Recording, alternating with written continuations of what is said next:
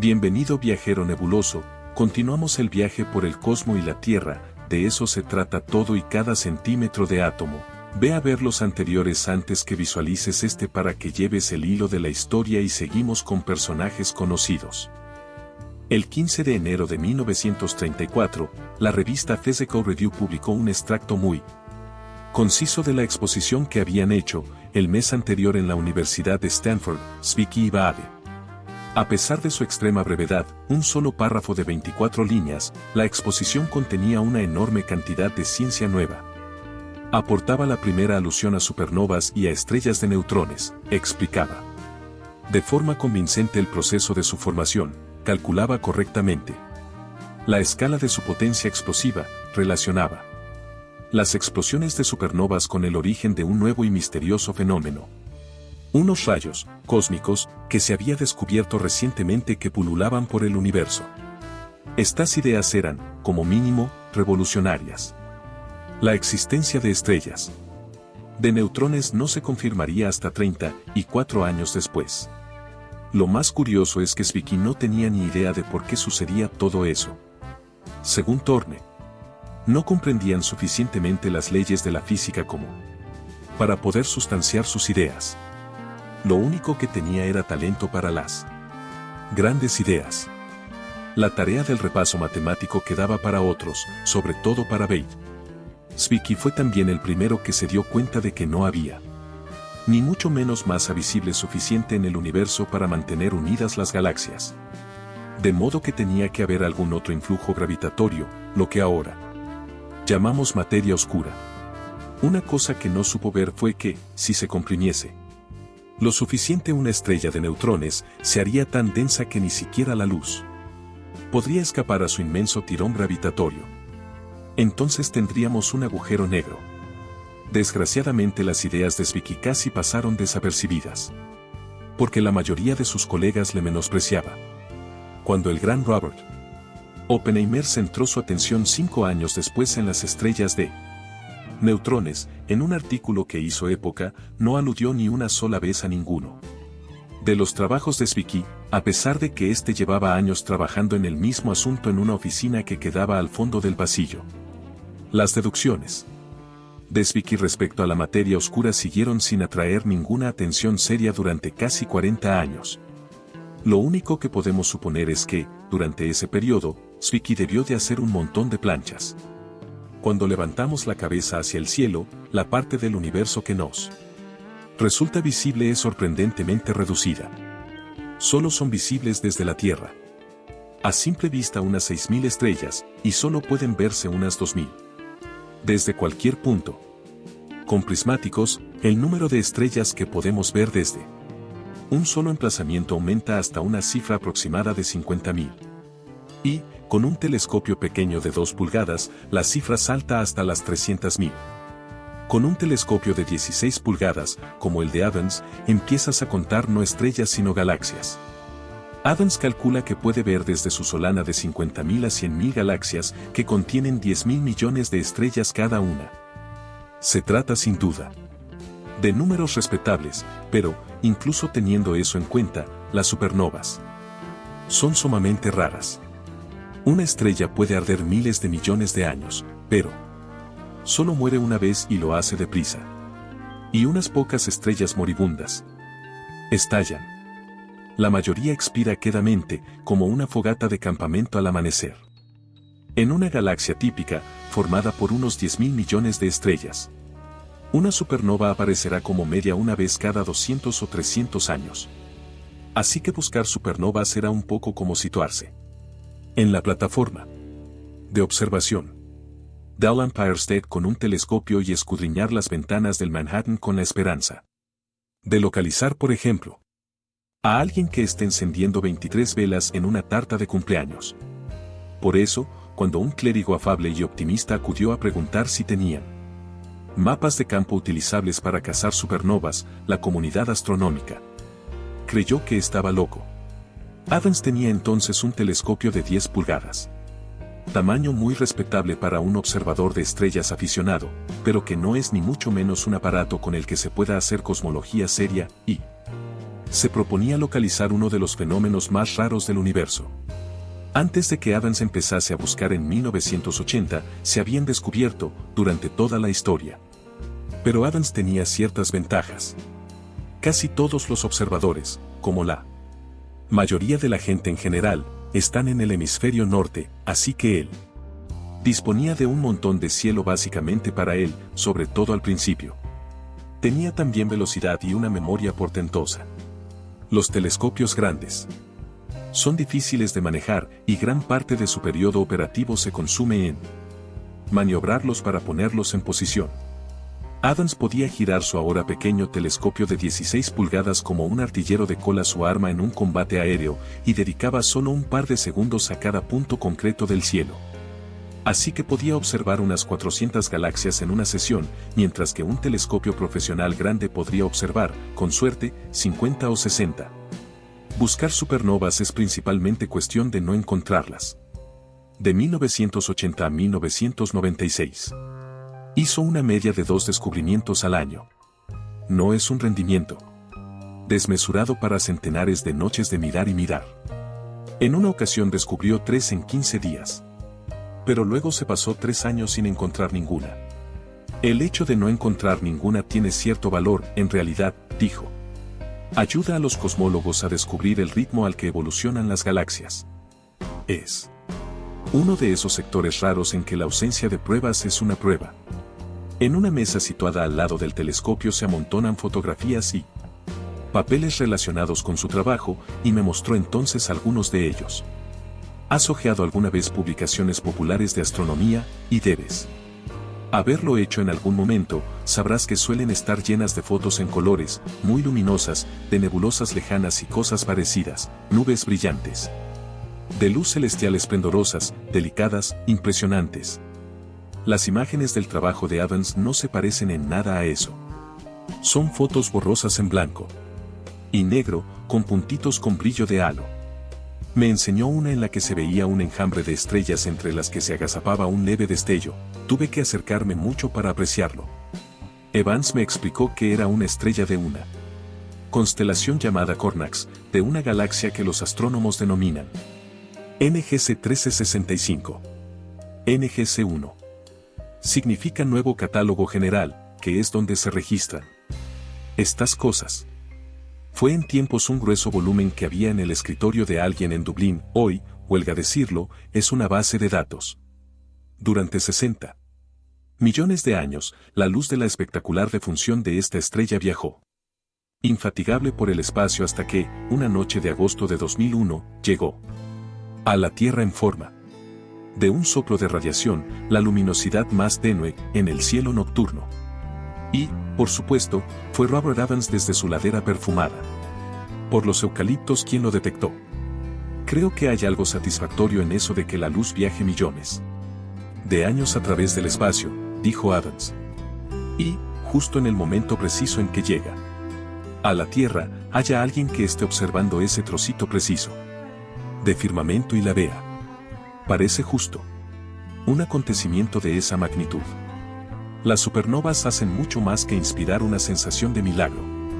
Son de varios tipos. Adams descubrió uno de ellos, y hay uno en concreto, llamado Ia, que es importante para la astronomía porque las supernovas que pertenecen a él estallan siempre del mismo modo, con la misma masa crítica, y se pueden utilizar por ello como candelas tipo, puntos de referencia para determinar la intensidad luminosa y, por tanto, la distancia relativa de otras estrellas y medir entonces el ritmo de expansión del universo. En 1987, Saul Perlmutter, del laboratorio Lawrence Berkeley de California, necesitaba más supernovas de las que le proporcionaban las observaciones visuales y decidió buscar un método más sistemático para localizarlas. Acabó ideando un ingenioso sistema valiéndose de sofisticados ordenadores e instrumentos de carga acoplada, básicamente cámaras digitales de gran calidad. Se automatizó así la caza de supernovas. Los telescopios pudieron hacer miles de fotos y dejar que un ordenador localizase los puntos brillantes indicadores que señalaban la explosión de una supernova. Perlmutter y sus colegas de Berkeley encontraron 42 supernovas en 5 años con la nueva técnica. Ahora, hasta los aficionados localizan supernovas con instrumentos de carga acoplada. Mediante estos instrumentos puedes dirigir un telescopio hacia el cielo e irte a ver la televisión, me dijo Evans, con tristeza. El asunto ha perdido todo el romanticismo. Le pregunté si le tentaba la idea de adoptar la nueva tecnología. No, me contestó. Disfruto demasiado con mi método. Además, indicó con un gesto la foto de su última supernova y sonrió. Aún puedo ganarles a veces. La cuestión que naturalmente se plantea es, ¿qué pasaría si estallase cerca de la Tierra una estrella? Nuestro vecino estelar más próximo es, como ya hemos visto, Alpha Centauri, que queda a 4,3 años luz de distancia. Yo había supuesto que, en caso de que explotase, tendríamos 4,3 años luz para observar cómo se expandía por el cielo, como si se vertiese desde una lata gigantesca la luz de un acontecimiento tan majestuoso. ¿Cómo sería eso de disponer de 4 años y 3 meses? Para observar cómo iba aproximándose a nosotros la destrucción inevitable, sabiendo que cuando por fin llegase nos arrancaría de golpe la piel de los huesos. ¿Seguiría la gente yendo a trabajar? ¿Sembrarían los campesinos para una nueva cosecha? ¿Llevaría a alguien lo cosechado a las tiendas? Semanas después, de nuevo en la población de New Hampshire en que vivo, planteé estas cuestiones a John Thorstensen, un astrónomo del colegio Dartmouth.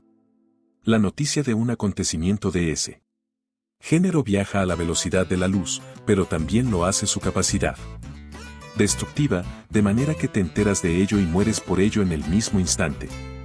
No te preocupes, porque eso no va a pasar. Para que la explosión de una supernova te mate, me explicó, tendrías que estar ridículamente cerca, a unos 10 años luz o así. El peligro serían varios tipos de radiación, rayos cósmicos y demás.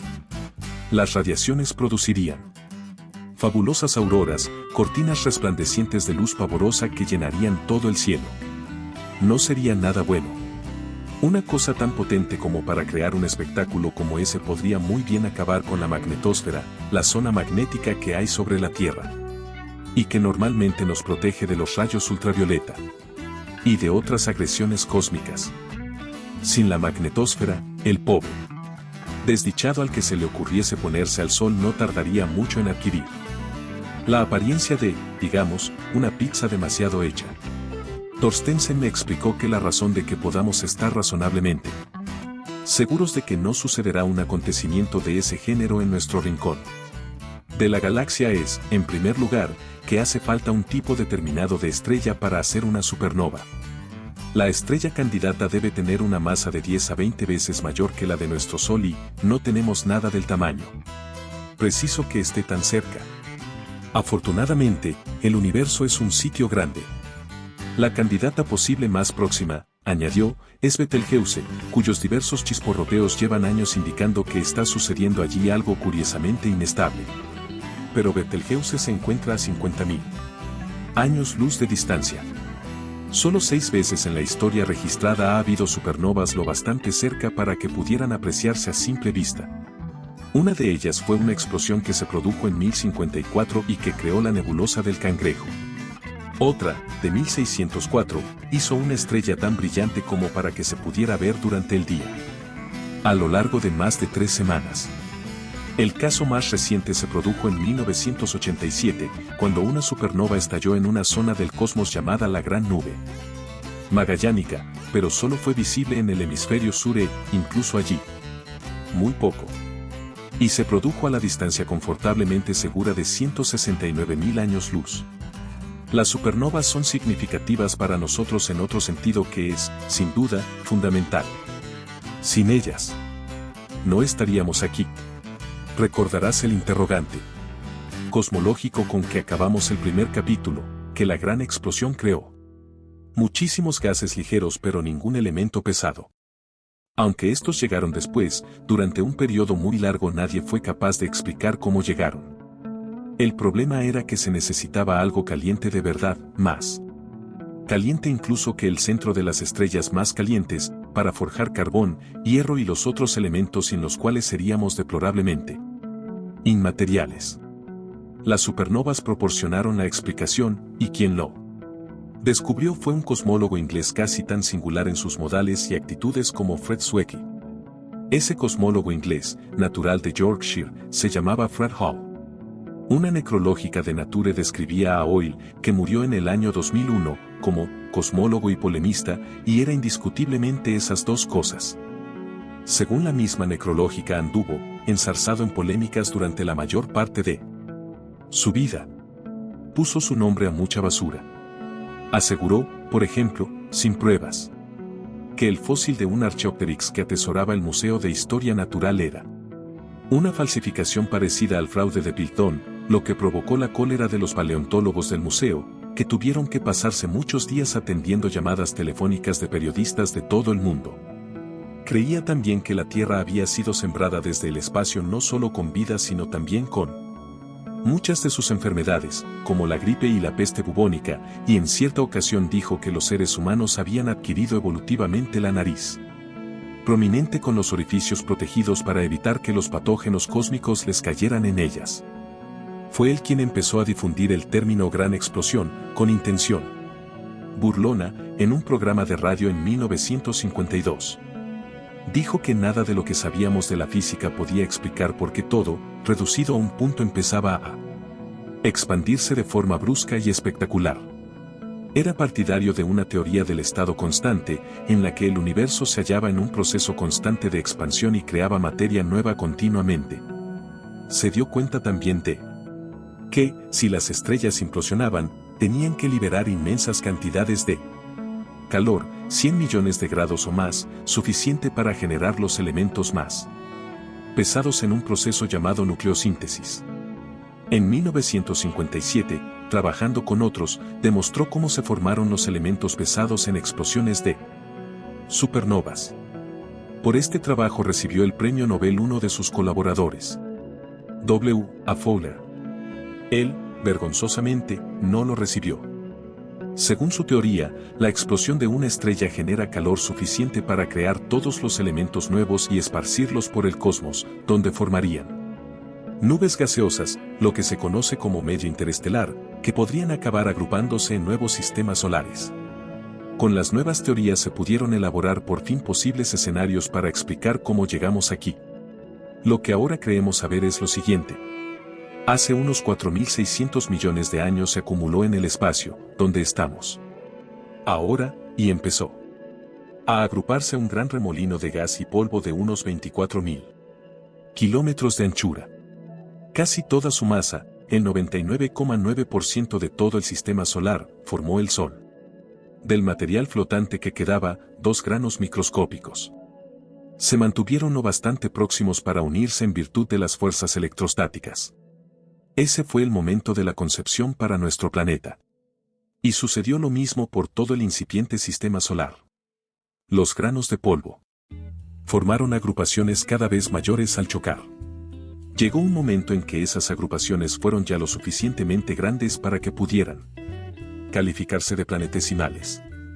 Como chocaban sin cesar, se fracturaban y escindían y combinaban en infinitas permutaciones al azar, pero en cada uno de esos choques había un ganador, y algunos de los ganadores adquirieron tamaño suficiente para dominar la órbita por la que se desplazaban.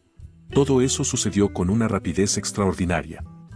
Se cree que, para pasar de una pequeña agrupación de granos a un planeta bebé de unos centenares de kilómetros de anchura, solo tuvieron que pasar unas decenas de miles de años. La Tierra se formó básicamente en solo 200 millones de años, tal vez menos, aunque aún estaba fundida y sometida al bombardeo constante de toda la basura que se mantenía flotando a su alrededor. En este punto, hace unos 4.400 millones de años, se estrelló en la Tierra un objeto del tamaño de Marte, lo que causó una explosión que produjo material suficiente para formar una esfera acompañante, la Luna. Se cree que, en cuestión de semanas, el material desprendido se había reagrupado en un solo cuerpo y que, al cabo de un año, había formado la roca esférica que todavía nos acompaña. La mayor parte del material lunar se considera que procede de la corteza de la Tierra y no de su núcleo, por eso la Luna tiene tan poco hierro. Mientras que nosotros tenemos un montón. La teoría, dicho sea de pasada, se expone casi siempre como si fuera reciente, aunque la propuso, en realidad, en la década de los 40, Reginald Daly de Harvard. Lo único que tiene de reciente es que ahora se le presta atención. Cuando la Tierra tenía solo un tercio de su futuro tamaño, es probable que estuviese empezando a formar una atmósfera, compuesta principalmente de dióxido de carbono, nitrógeno, metano y azufre. No es ni mucho menos el tipo de material que asociaríamos con la vida y, sin embargo, a partir de ese brebaje tóxico se creó la vida. El dióxido de carbono es un potente gas de efecto invernadero. Eso estuvo bien, porque entonces el Sol era significativamente más tenue. Si no hubiésemos disfrutado de la ventaja de un efecto invernadero, posiblemente la Tierra se habría congelado de forma permanente y la vida nunca habría llegado a conseguir un asidero. Pero lo cierto es que lo hizo. Durante los 500 millones de años siguientes, la joven Tierra siguió sometida a un bombardeo implacable de cometas, meteoritos y demás desechos galácticos, que trajeron agua para llenar los mares y los componentes necesarios para que se formase con éxito la vida. Era un medio singularmente hostil y, sin embargo, de algún modo la vida se puso en marcha. Alguna diminuta bolsita de sustancias químicas se agitó, palpitó y se hizo animada. Estábamos de camino. 4.000 millones de años después, la gente empezó a preguntarse cómo había sucedido todo. Y hacia allí nos lleva nuestra próxima historia.